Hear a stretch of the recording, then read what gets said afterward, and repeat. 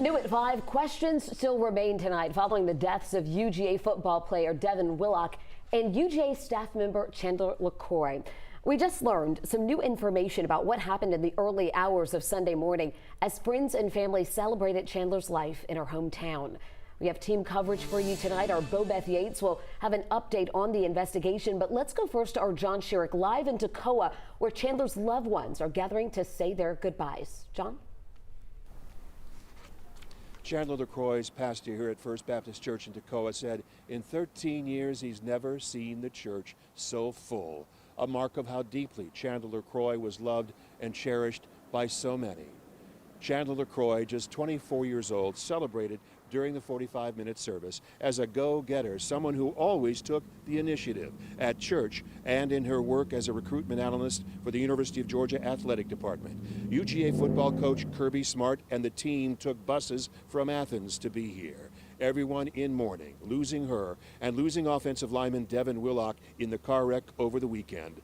Two friends and co-workers from the athletic department, Logan and Angela, could have been speaking for everyone who ever met Chandler LaCroix. Without her, life will be a lot harder.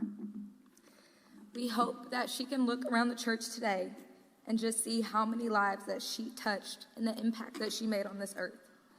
There was never a dull moment with Chan, and we know she would want us to have a big party filled with dancing and singing at the top of your lungs, and of course yelling "Go Dogs" and barking at anybody that didn't root for the Dogs. She will forever be missed and in our hearts.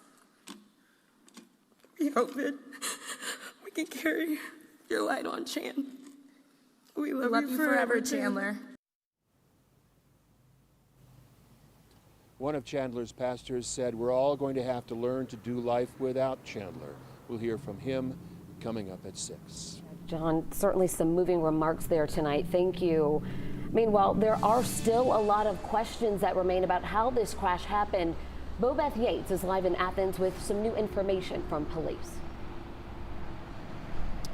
Well, police told me there were no obvious signs of alcohol at the scene of the crash, but they do believe speed was involved. However, they still have to complete a toxicology report to completely rule out all other factors.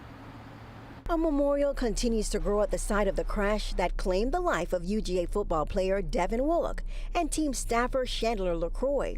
According to the preliminary report, LaCroix was driving and failed to negotiate a curve, causing the vehicle to strike a curb and leave the roadway.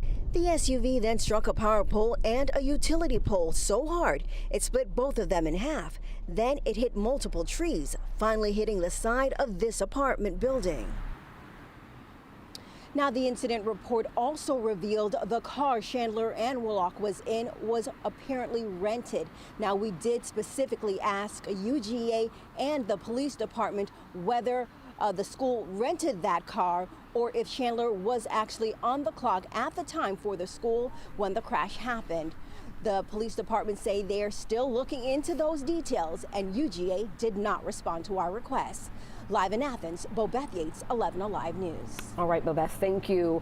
This is, of course, a developing story, and we are getting new information every day. You can download the 11 Alive News app for the latest updates on this and every story we cover by scanning the QR code on your screen.